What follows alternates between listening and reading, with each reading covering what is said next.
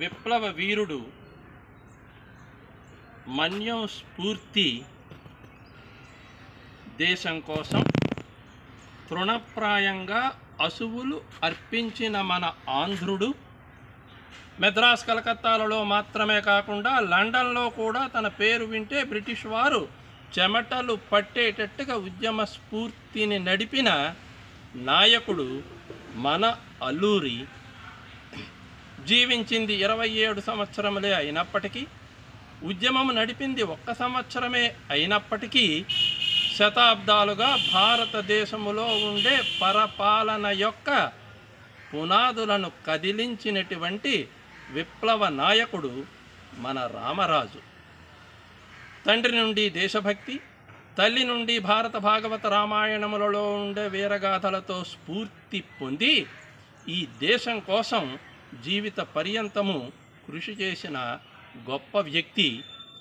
నర్సీపట్నం ప్రాంతంలో ప్రజల చేత పనులు చేయించి కూలి ఇవ్వక అడిగిన వారిని బ్రిటిష్ వారు ఇంటికి పిలిచి తలక్రిందులుగా చేసి దిగంబరులుగా కళ్ళల్లో కారము కొట్టినటువంటి రోజులు. అటువంటి రోజులలో మల్లుదొర, కాటన్ దొర మొదలగు వారందరినీ పోగు చేసి బ్రిటిష్ వారి యొక్క ఆయుధ కర్మాగారాలలో ఆయుధాలతో వారినే గడగడలాడించిన గొప్ప వ్యక్తి మన అల్లూరి సీతారామరాజు. తను ఎప్పుడు ఎక్కడ ఏ సమయంలో ఏమి చేయబోతున్నాడో ముందుగానే మిరపకాయ టపాల ద్వారా బ్రిటిష్ వారికి తెలియచేసి చెప్పిన ప్రకారము చేసినటువంటి ధైర్యవంతుడు మన అల్లూరి.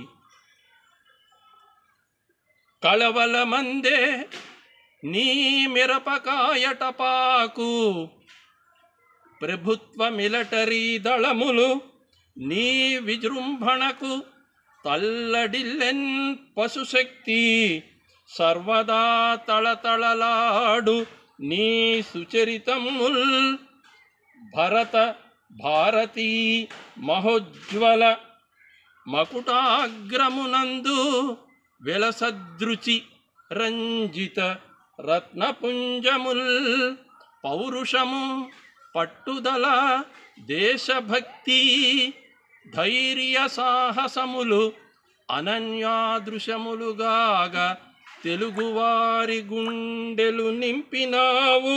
స్వతంత్ర యజ్ఞమున నిండు బ్రతుకు స్వాహాయొనర్చి, స్వతంత్ర యజ్ఞమున నీ నిండు బ్రతుకు స్వాహాయొనర్చి, పౌరుషము పట్టుదల దేశభక్తి ధైర్య సాహసములు తెలుగువారి గుండెలందు నింపినావు.